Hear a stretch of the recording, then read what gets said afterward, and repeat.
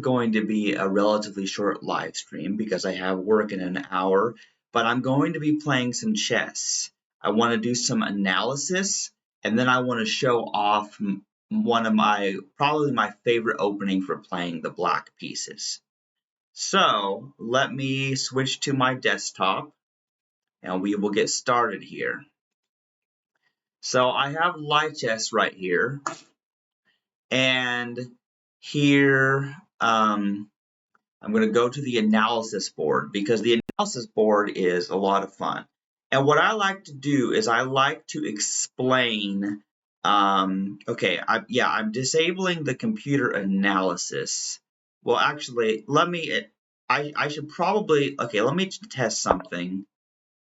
Okay, yeah, it still tells me the name of the opening. Okay, I'm going to refresh, okay? I'm going to refresh. Let's re-enable the computer analysis. And let's see. Yeah, okay, so actually, let me disable that there because I don't want the analysis to distract from what I'm trying to show. So I don't know very much. Okay, flipboard. Okay, so here's what we want to do here. Okay, so here is this is what the board looks like if you're playing the black pieces. So when you play as black, that means you move second in chess, and most people know this. And what you will know, if you've played chess, you will know that the most popular move that white does is they want to do their king's pawn 2 squares. That's e4. That is the most popular move that they will do.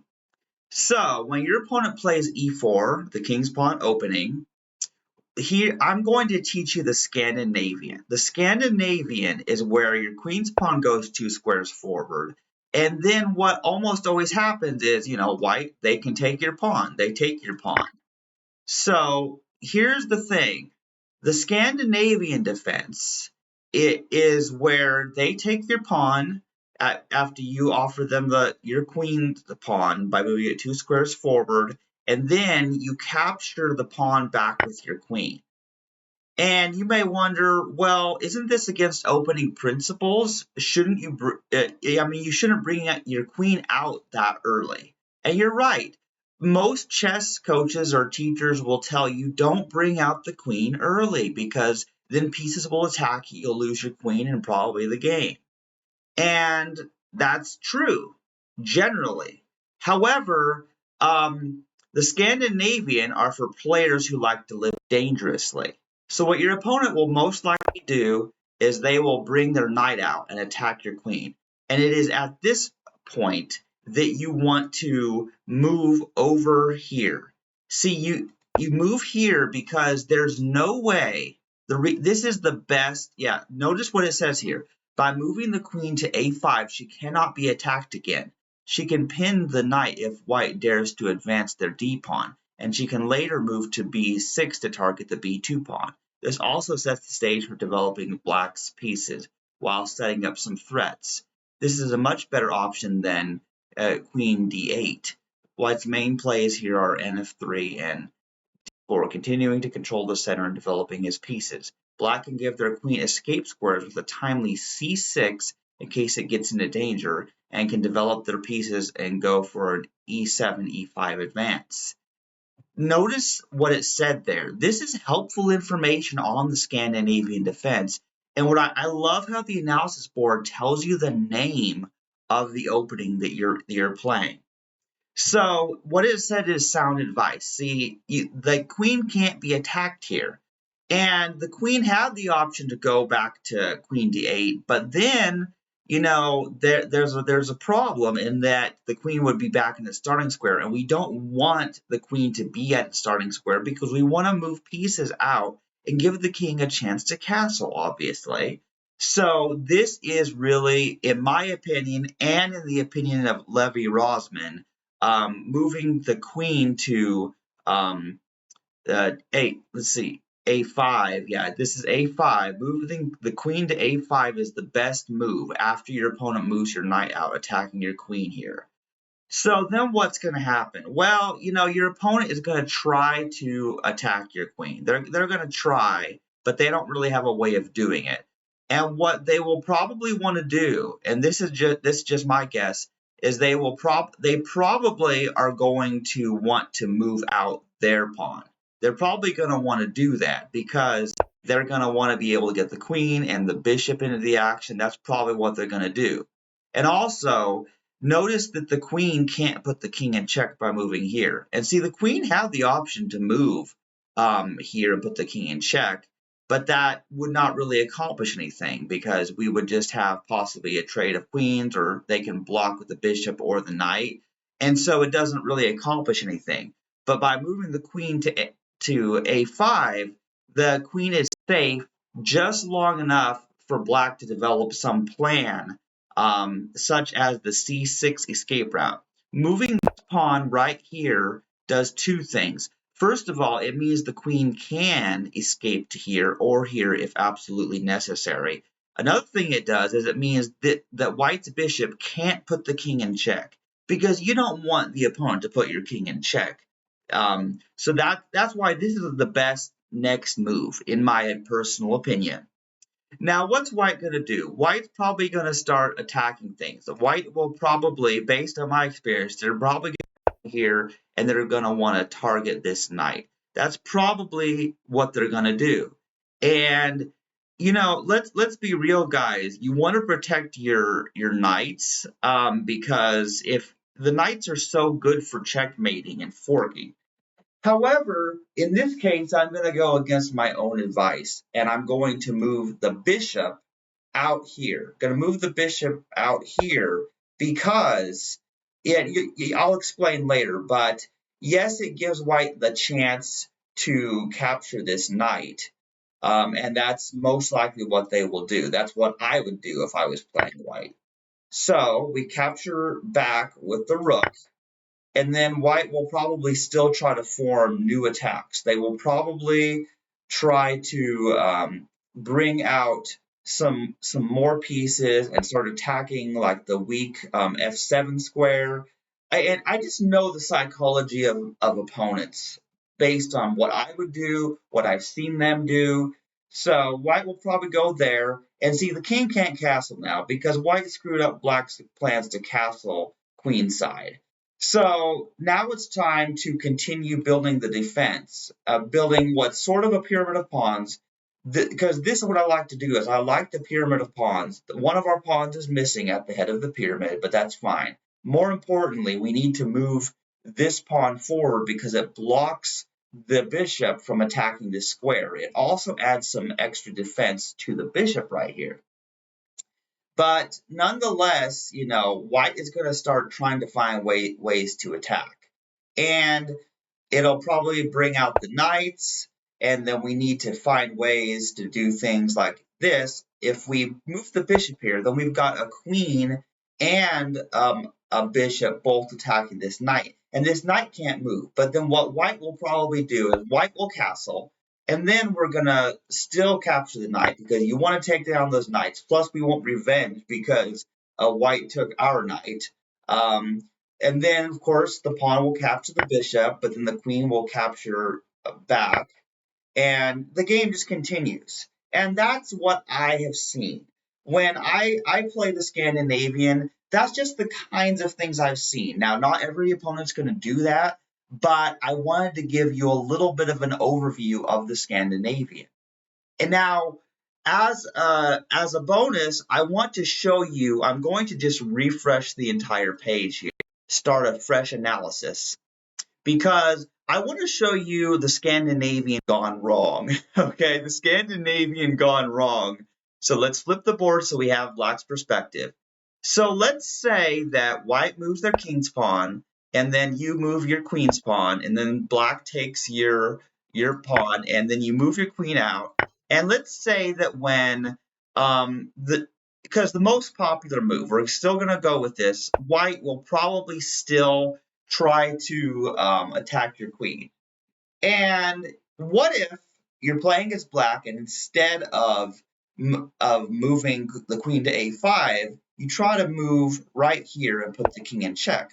Well, it's true, the king has to get out of check, but that's not really that big of a deal necessarily, because white, they can put their queen in the way, and then we have a problem here. The problem with this is that, you know, we're down a pawn and a queen. So if you trade queens, you've lost a pawn, and then you've lost your queen, and you've given white a chance to move its bishop right here, and now it's attacking this diagonal, this diagonal. This is a bad position for black. And that's part of why you don't want to move your queen here to e5. You don't want to do it because then white just has this supreme advantage, you know. So I mean, we can try to continue, and it doesn't mean you're going to lose the game necessarily. It doesn't mean that you're in a completely lost position necessarily, but it does mean that you're down material, and that's very rarely a good thing. So, you know, that it's just really hard to know. And see now, you know, bishop exchange, to capture it, then we have to double our pawns. And so my recommendation, let's go back. My recommendation playing the Scandinavian is this. You want to capture with your queen, the opponent will move their knight out, and you want to move your queen here. That's the best move. And even though I want people, I like to, and I want people to think about what the best move for them is every single turn, I just feel like the advice of the grandmasters and the chess coaches is sound here. And the Scandinavian Defense, it explains here on the text to the left why, the reasoning for moving the queen to a5. So let's just be real, guys. That is the best move. And regardless of what white tries to do next turn, because there's no telling what white will do, you want to move this pawn forward. But you don't have to. You don't have to move it yet. You can also choose to move your bishop out first if you like.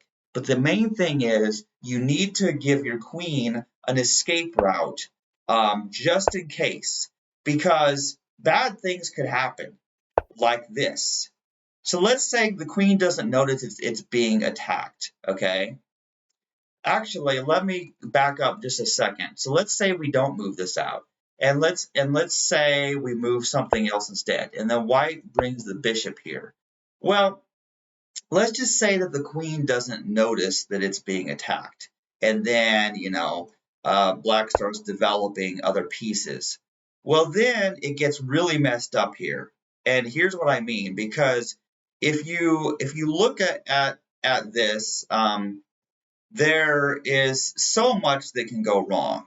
For example, here the knight goes here. Yeah, this is a good example. So the knight goes here. The knight is protected by the queen.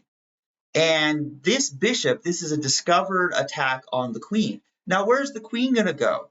The queen doesn't have a good place to go in this position, because it can go here, but then that means as soon as the knight moves and puts the king in check, then this queen is in line with that queen, and then also the bishop. If the queen goes here, yeah, it's safe for the time being, but for how long? And more importantly, even if the queen does go to a safe square, like here, this is probably the best move in this position, well, then we have the problem. White continues and forks the king and the rook, and it's just bad because you're going to lose your rook, and then white has the advantage. The queen is in a really stupid spot. And are you seeing why I call this the Scandinavian gone wrong? Because based on my experience as a chess player of many games, I got to tell you, these kinds of things have happened to me. And I really hope that this video turns out well, because I feel like my advice is pretty solid. And this is all from memory. So with that being said, let me see how much time I have. It's 8:17. I want to have one good Scandinavian game example. I'm going to create a standard chess game. I'm going to create a standard chess game where we're going to do standard chess, because Crazy House changes all the rules. We're going to do standard, and it's going to be a game where I play as black. I I think 5 minutes is enough time. Okay, let's do this. Basically I'm playing a blitz game where I play as the black pieces. And usually I want to play as white because I win more when I'm playing white. I've got the limited system, but when I'm playing black, I use the Scandinavian. See, I told you, the opponent always wants to do e4. They want to move their king's pawn.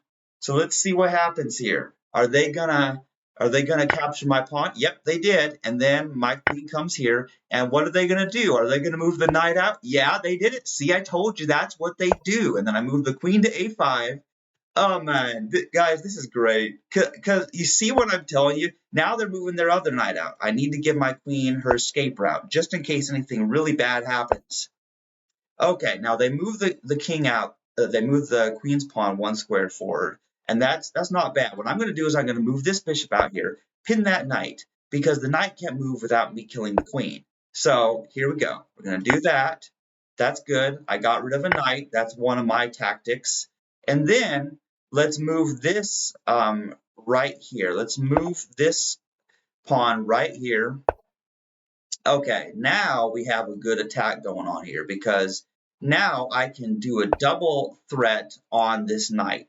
And the knight can't move because the king's there. The king wants to castle. The king is probably, oh, the king didn't castle. I thought the king was going to castle, but instead they did a better move. They put their bishop right there. So now we have an issue. If I capture the knight, then the bishop captures my bishop, and then my queen has to move somewhere. So it's not good to take down the knight just yet.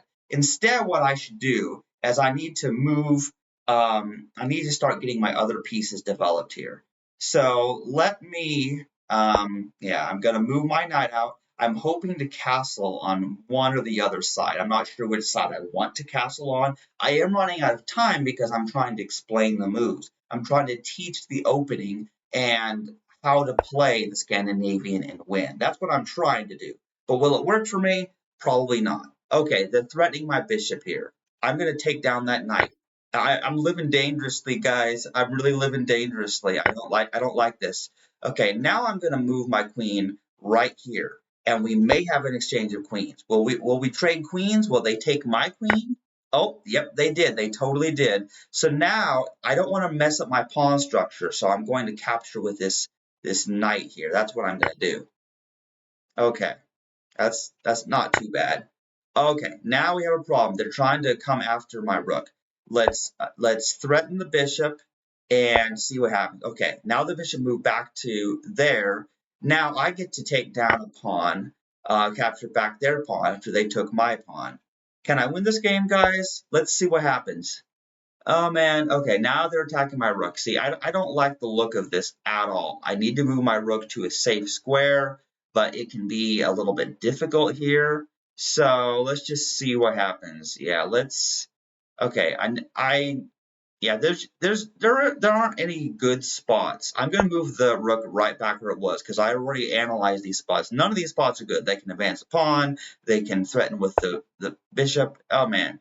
Okay, there we go. I have no bishops, but I have two knights. They have no knights, but they have two bishops. Oh man, guys, this is driving me crazy. Yeah, okay, I'm gonna move this knight out here, and see, I can't castle now over here because I had to move this rook. So now I need to castle on this side. That's what I think I should do. Actually, no, not yet though. I'm gonna move my knight right here. Gonna move the knight right there. I have a plan, guys, but why I want to mess up my plan? They probably will completely screw up my plan. Okay, yep, they screwed up my plan. I knew it. So yeah, where's my rook gonna go? Like my rook, yeah, my rook doesn't really have any good places to go. Okay, let's move the rook to a relatively kind of safe place right there. That I want to move the rook somewhere. I just struggling to find a place for it. Oh man. Oh, okay. So now it's time. It's attacking. Okay, let's time to. Okay. What can we do? Let's put the king in check because now see this rook is under attack. This is just so bad, guys. This is not going my way. Okay, the king moved there. Now I have to get this rook to safety somewhere, and it can just be a little bit difficult. Okay, let's move the rook way over here. Just gonna move it far over there. I probably will lose this game on time just because I'm explaining the moves as I go along.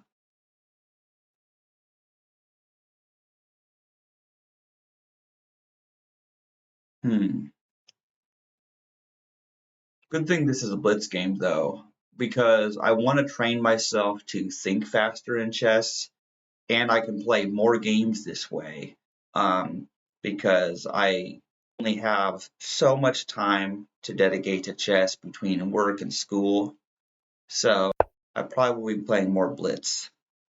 Okay, now I'm gonna castle over here. It's a good thing I have this pawn structure because it gives my king some protection.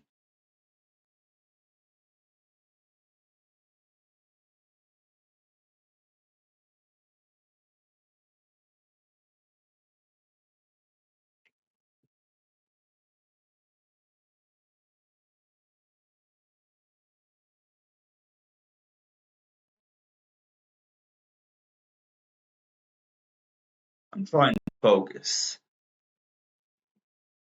I may not be talking for the remainder of this game.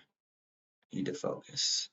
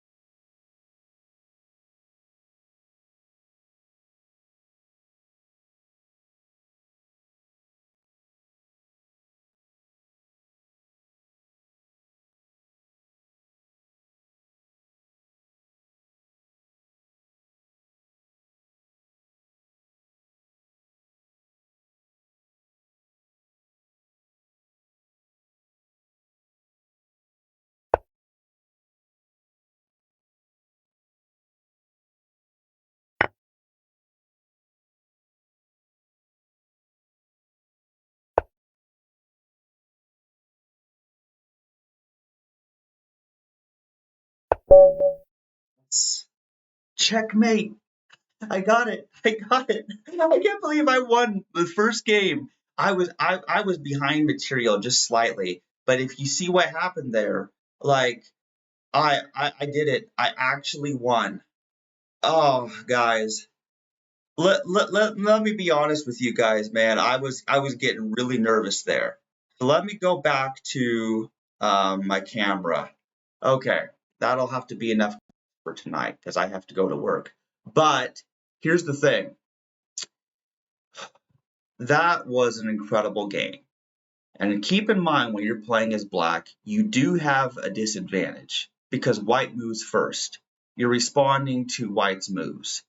However, in my experience, the white moves that you're going to be. Oh, we have a new follower. Thank you for following Coochie Patchy. Thank you for the follow. I put a lot of effort into teaching this chess opening. Yeah, this is great. That was. Oh, hi, you're learning to play chess. Oh, well, that's perfect. That's what I'm actually about. I announced in my previous streams, a few streams ago actually, that I want to be a chess teacher. I want to be a chess coach. And I have. Oh, you play Tetris too? Oh, I think I met a new friend. Oh, no way. That is so cool. Oh, Tetris the Grandmaster. Okay, they say TGM. Of course, I know what TGM stands for because I am a Tetris player. Trust me, I know more about Tetris than I do chess, but I have known how to play chess since I was 9 years old. Hey, take a guess how old I am. Can you take a guess how old I am? Just comment how many years old do you think I am? Take a guess before I tell you. This is a fun game I play with new people. Ah, I appreciate that. I'm actually 36. I turn 37 this coming May 15. But I look younger than I am because I am so immature, and I have a vegan diet since I was 26 years old. Yeah, thank you. I know my hair is a mess. That's what happens. I work overnights at Walmart, and then I get up and I look like shit and I feel like shit after I sleep during the day. Um, but what I like to do is I just finished one school assignment that I had to do for a discussion post. And then I want to teach the Scandinavian opening. I really want to teach the Scandinavian opening because in a previous stream, I was trying to teach everything I know about the Queen's Gambit and the London system. Now, keep in mind, those are the openings for white that I recommend and that I have had the most success with. There's a lot of openings that I haven't learned, but I have some familiarity with them. Like I know what the Queen's Gambit declined and accepted. I know the Slav defense to the Queen's Gambit. I know everything like related to the Queen's Gambit and its variations and what happens with that. But opening names are hard to remember. But what I decided to do, hey, I'm a software engineer too. Okay, awesome. I have a hard time knowing the difference between a software engineer and a computer programmer. But not a comedian. Well, well, yeah. I like to be a comedian too. I try to be funny, but then I'm never funny when I try to be. It's always when I'm trying to be serious that people think I'm joking. But yeah, I really appreciate the comments and the title varies from place to place, same job. Yeah, I thought as much. I do computer programming. And I that reminds me, thank you for reminding me. I actually recently made an update to my game Chastity, but I have yet to publish it on Steam. And I've never published something on Steam from this laptop. I had to get a new laptop. But my game Chastity is on Steam, but I need to update that game. It's been over a year since I updated it. Yeah, I will totally stream it. Once I get my Tetris game updated on Steam, if I succeed at that, I will do a stream covering what has gone on with that. Because it might, but you can go ahead. My game, Chastris, is free to play on Steam. So even if you look up Tetris, it'll probably show up in the search results, and it's completely free on Steam. So yeah, go and check that out. Yeah, totally. So. With that being said, I need to end this stream and I need to get ready to work at Walmart. And maybe I'll have just a few minutes to look into updating my game on Steam. But if not tonight, another night soon. Yeah, nice to meet you too. This is the kind of interaction. The comments, the conversation. This is the kind of interaction I was looking for and why I became a Twitch streamer. So thank you very much for joining. This is very interactive. And the comments, as you noticed, show up on screen. And that's because I wanted to make sure that if people take the time to comment, that it's on the video permanently so their comments aren't lost forever. Because they're on the Twitch chat, but you don't see that normally when it's uploaded to other platforms. So thank you for your comments, and they shall be remembered. And as I always say at the end of my streams, the famous quote by Bill and Ted: be excellent to each other and party on.